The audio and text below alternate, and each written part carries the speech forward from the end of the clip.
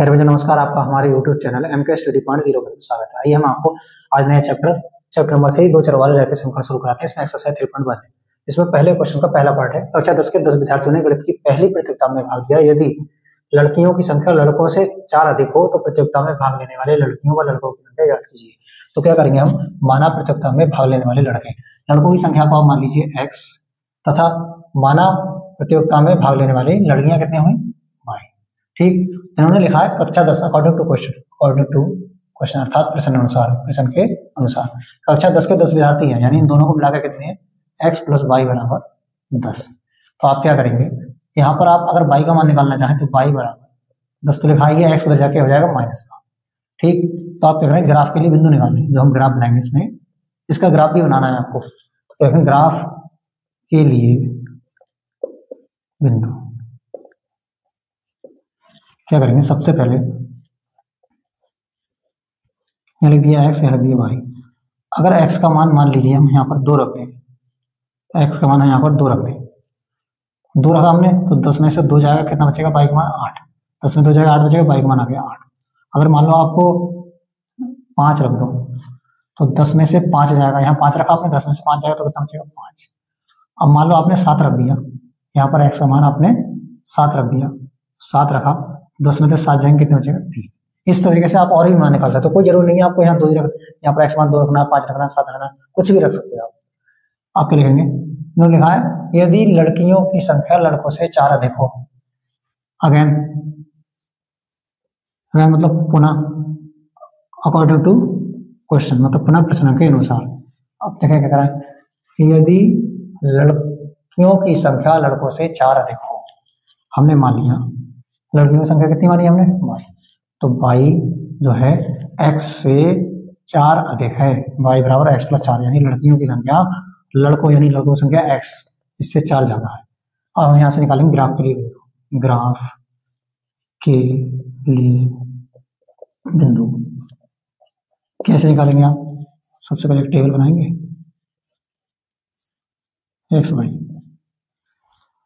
यहाँ पर x का मान आपने मान लो कितना रख दिया, अगर 2 रखा, यहाँ पर 2 रखा तो 4 और 2 6 आ गया। और मान लो आपने यहाँ पर 4 रख दिया x का मान, तो 4 रखेंगे, x का मान जब 4 रखेंगे कितना आएगा, 4 और 4 8 आ जाएगा। अब कोई मान ऐसा है, अगर हमने मान लो x का मान 3 रखा, x का मान 3 रखा, सॉरी यहाँ पर हमने क्या रखा है, x का मान 3 रखना पड़ेगा, सॉरी यहाँ पर क्या करते हैं हम 3 रख देते हैं। यहाँ पर जब 3 रखेंगे तो 10 में से 3 का कितना जाएगा, 7 आ जाएगा। मतलब ये मान दोनों में कौन मिल जाएगा तो हमें ठीक रहेगा। अगर मान लो अपना x का मान 3 रख दिया यहाँ पर, तो 3 और 4 कितना जाएंगे 7, यानी एक हमें कटान बिंदु मिल जाएगा इससे। यहाँ पर हमने 3 रखा x का मान, 10 में से 3 गया 7 आ गया। यहाँ पर भी हमारा x का मान मिल गया, x का मान यहाँ पर 3 रखा तो 4 और 3 7 हो गया। अब क्या करेंगे हम, अब बनाएंगे ग्राफ। देखिए ग्राफ यहाँ कैसे बनेगा, सबसे पहले क्या करेंगे, बोर्ड पर जगह कम है इसलिए मैं बोर्ड पर इसी क्वेश्चन पे साइड से बना रहा हूँ। क्या करेंगे आप, नंबरिंग कर लें। सबसे पहले आपको इस पे उसको ग्राफ पेपर पे बनाना है। क्या करते हैं हम, यहाँ से 0 होगा, 1 2 3 4 5 6 7 8 9 10, लगभग 10 तक बना लो। 1 2 3 4 5 6 7 8 9 10, आप अपना 10 तक बना लीजिए।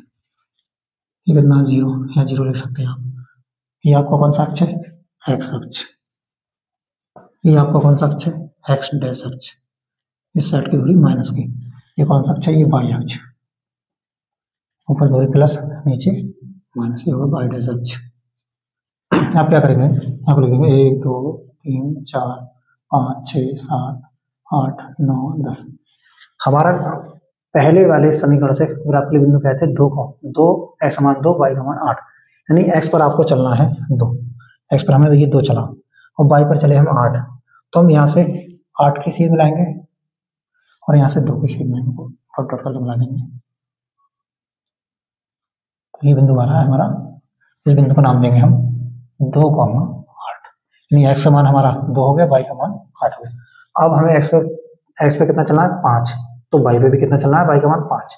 जब हम x पे 5 चलेंगे तो x पे 5 की सीध में और y पे भी 5 की सीध में, दोनों अक्ष पे कहाँ 5 चल रहा है। तो ये वाला हमारा बिंदु आ गया 5,5। फिर हमें चलना है x पे 3 और y पर 7, यानी x पे 3 चलना है, y पे 7 की सीध में चलना है। 7 की सीधी है, x पे 3 नहीं चलना, y पे 7 चलना है।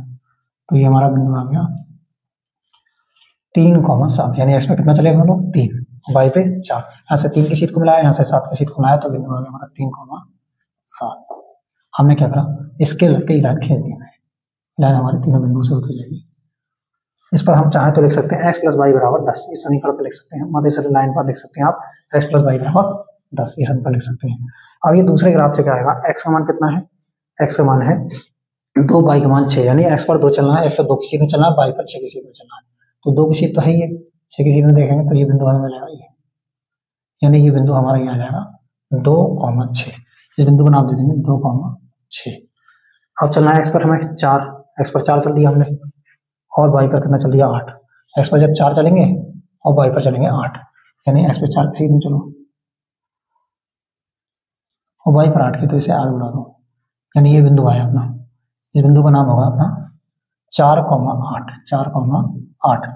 अब चलना हमें x पर 3, y पर 7, यानी x पर 3 चलना है, x पे 3 की सीध में जाइए, y पे 7 की सीध में, यानी बिंदु होगा हमारा ये। तो मतलब हमारे इन तीनों बिंदु से, 3 बिंदु आए थे, तीनों से हमें इसके लग के लाइन खींच देंगे इस तरीके से, यानी इस लाइन, इसने इन दोनों ने आपस में एक दूसरे को किस बिंदु पर काटा, इन्होंने काटा 3,7 पर। तो यही हमारा आंसर हो जाएगा। जिस बिंदु पर रेखा आपस में प्रतिच्छेद कर रही है, यही x का मान, ये y का मान। पहला मान x का होता है भुज और दूसरा कोटि, यानी पहला x का मान, दूसरा y का मान। तो ग्राफ से हम क्या लिखेंगे, मैं साइड से लिख दे रहा हूँ यहाँ पर जगह में, अतः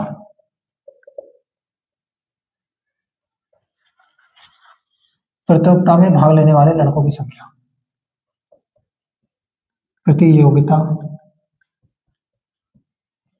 में भाग लेने वाले लड़कों की संख्या, लड़कों की संख्या कितनी मानी थी x, और x का मान क्या है, यहाँ पर बिंदु की काट रहे हैं 3, पहला मान x का, दूसरा y का, तो 3 आ गया। यानी प्रतियोगिता में भाग लेने वाले लड़के कितने थे, 3। तथा प्रतियोगिता में भाग लेने वाली लड़कियां, यानी लड़कियां या लड़कियों की संख्या, ये कितनी है अपनी, y मानी थी, y का मान कितना है 7।